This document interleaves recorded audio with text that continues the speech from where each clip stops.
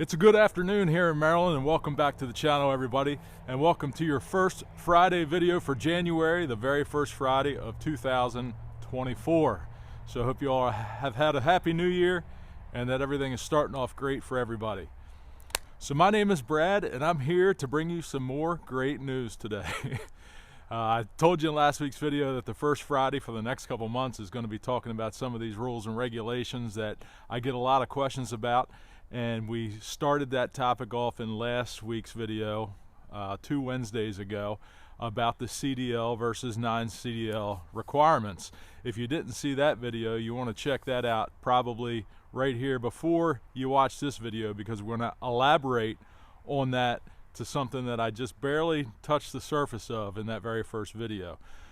So we're going to talk more in detail today about medical cards, DOT physicals, and who needs it, when they need it, who doesn't need it, and when you need to carry it with you and when you don't. There's a lot to talk about. I'm going to elaborate on that a lot today. So you may not want to hear this, but for those of you that do, I'm going to give you the information, so stick around.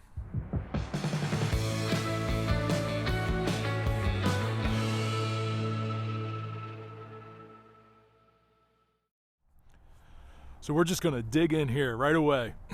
And just to do a little quick review before we get into the meat of it is, do you need a medical card?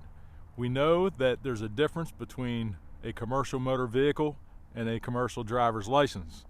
Just a quick review: a commercial motor vehicle is anything that exceeds 10,000 pounds, and you need a CDL driver's license whenever you exceed 26,000 pounds. So for the purposes of today and talking about medical examiner certificates, we are talking about anything over 10,000 pounds, because it doesn't matter if you have a CDL or not.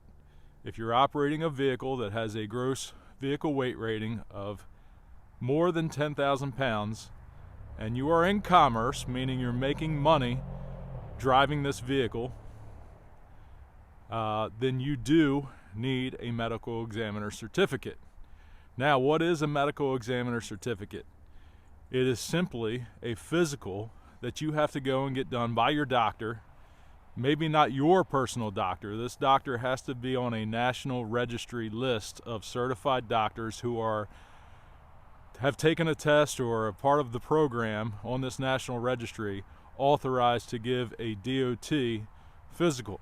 And we're going to get into what the details of that physical actually are, what they're looking at, what they're looking for, and what the requirements are, even some exemptions.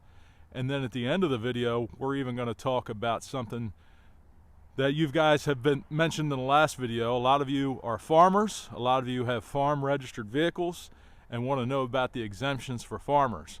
So I'm going to cover that as well. Let's walk over here and we'll talk more in detail about the actual physical.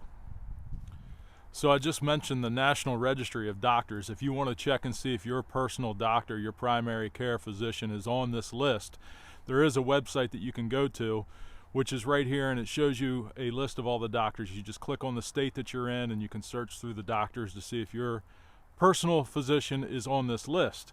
If you're not sure, if you need to find one, I will put the link in the description of this video so you can go right to this website and search for a doctor in your area as well. So now, what does this physical actually entail? A lot of people get nervous or some anxiety over going to the doctor, myself included, and they want to know what's going to happen before they get there. And to be honest with you, it's just your normal physical. If you took a sports physical when you were a kid playing high school sports or whatever, it's pretty much the same thing. Now, there are some differences that we'll get into as far as some conditions that we all develop as we get older. But one of the first things that they're going to check for is obviously your general appearance, the way you look when you walk in the door. They're going to look at your eyes. They're going to check your ears and your extremities, if you're able to move freely under your own power. But then they're going to get into your height and weight. They'll get into your vision. Now, there are some requirements that you have to meet for the vision without having a restriction on your license, and those requirements are to have at least 20/40 vision in each eye without correction, and you have to have at least 70 degrees of peripheral vision in each eye as well, and that's without correction. Now, just because it says without correction doesn't mean they're going to tell you can't have your DOT physical card based on that, because there are boxes that they can check on the form that show that you need to have corrective lenses when you're driving a vehicle. There are boxes that can be checked that say, you know, when we get into your hearing, if you have a problem hearing, that you need to be wearing hearing aids while you're driving a commercial vehicle.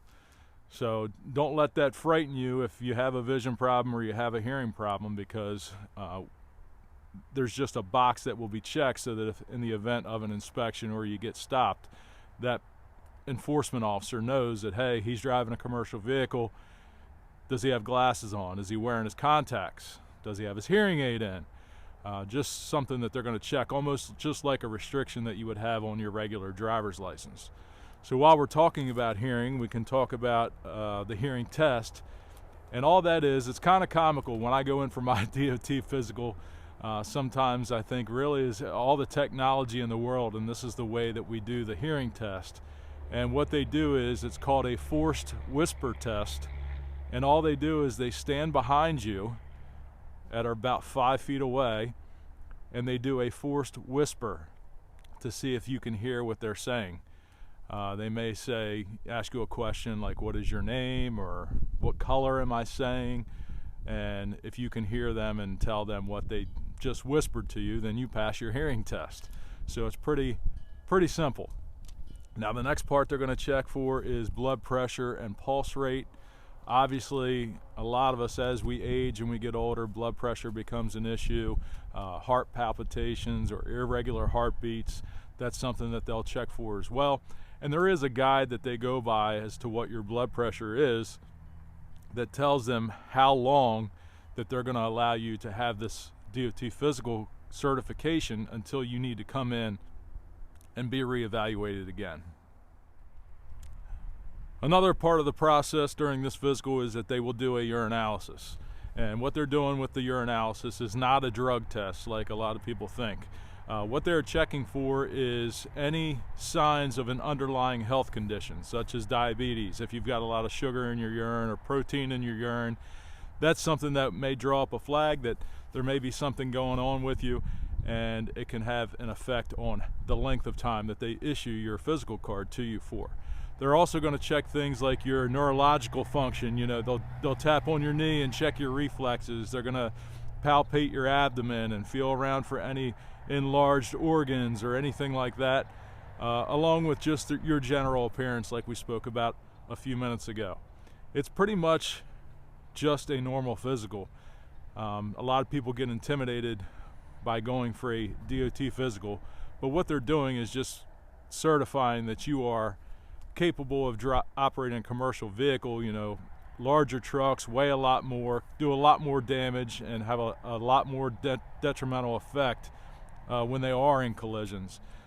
It's normally not a minor incident when it involves a big truck. So it's just another step that they use. All these regulations are defined in the federal regulations, section 391. And all of these regulations that I'm talking about are federal regulations. Every state in North America and Canada have adopted these regulations. Now, while some states may vary on the rules and regulations, this is the baseline. States can expand upon them and put additional rules in place, but these federal guidelines are the baseline that every single state operates by.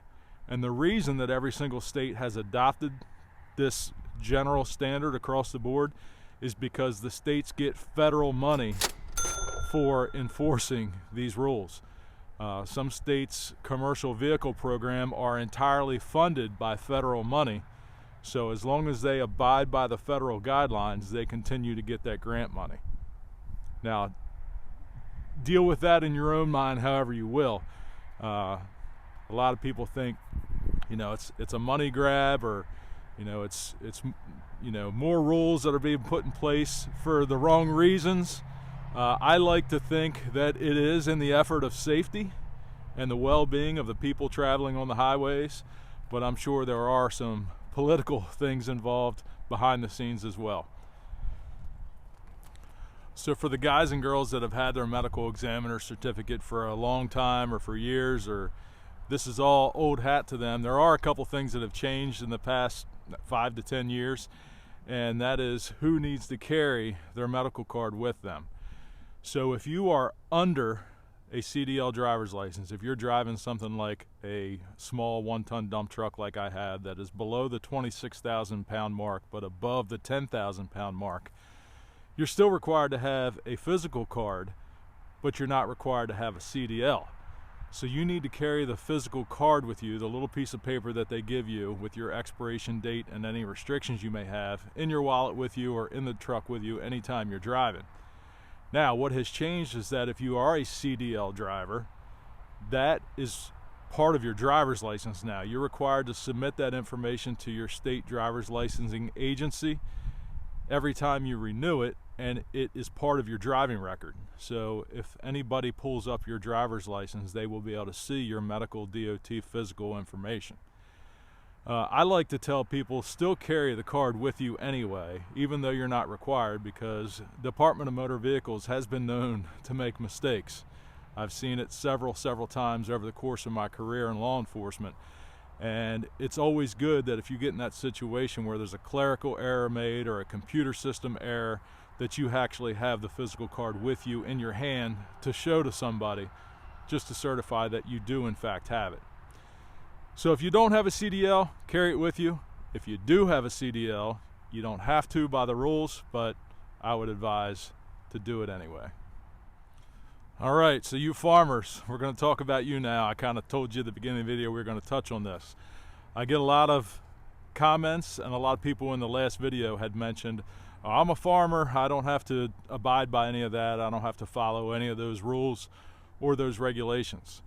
Now, there's some partial truth to that, because farmers are entitled to a lot of exemptions and a lot of exceptions. There's several parts in the federal motor carrier regulations that farmers are exempt from, such as 391, which we're talking about the medical cards, such as 396, which is parts and accessories, you know, the components of the vehicle.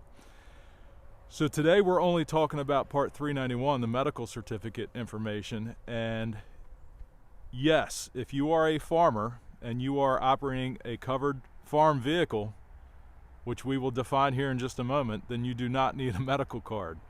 Now, what is a covered farm vehicle? A covered farm vehicle is, one, it's registered in a state that identifies it as a farm vehicle.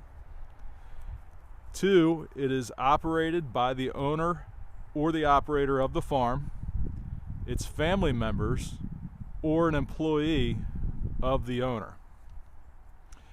It also, this is the key point right here, it cannot be used in for-hire motor carrier operations. For hire, that means somebody has contracted you, they're purchasing your firewood from you, and you are delivering it to them. So you're using your vehicle to provide a service and deliver wood to a paying customer that would kick you out of the farm exemptions. You also have to stay within 150 air miles of your farm, which for most of us is not a problem. We're not traveling across the country delivering firewood. But that is part of the stipulation. Now, if you meet all those stipulations, you know, you're only hauling your own products to your own property, your vehicle's registered as a farm vehicle, it's only you, your family members, or your employee that are driving, then you are in fact exempt from the entire section 391, with one exception. And that is the part of the rule that covers handheld electronic devices and texting while driving. Even if you're a farm exemption, you can still be stopped and cited under that section of the law. So they exempt you, but there's an exception to the exemption. So just a quick recap here before we close it out today. If you're driving a truck that is over 10,000 pounds, you need to have a medical card if you are working in commerce and you're making money driving that vehicle. A DOT physical is a very simple thing. Make sure your doctor is on the list. Like I said earlier, that link is provided in the description of this video to find your particular doctor. It can be valid up to 2 years. That's the length of time that If everything's all clear and you are in great health, the doctor's going to give it to you and you don't have to worry about it for 2 years. If there's something that he wants to see you back for again sooner than 2 years, he can make it 1 year, he can make it 6 months, he can make it 3 months. It's all up to the doctor or the physician that you are seeing. They get some discretion on that, and there is some guidelines that they go by that I don't have information for, such as blood pressures, you know, things like that. But it's a pretty simple process. The hardest part about it is just making the appointment and going and doing it. It doesn't take long at all, but that will keep you covered in the event you do have an interaction. So that is the latest installment of my Good News Fridays. Maybe we'll call it that, Good News Fridays. We're gonna leave this alone for a little bit because there's lots going on here coming up in the yard. We've got to get ready for the fellowship. Cleaning up the yard now. We're getting wood cut up. There's going to be a bunch of people coming here. It's getting to be that time, and I'm getting excited. Just keeping my fingers crossed that the weather is good. So the fellowship, if you haven't registered, there's a link in the description for that as well if you want to come join all the Woodhounds that day. But until next Wednesday, I hope you all have a great weekend and take care.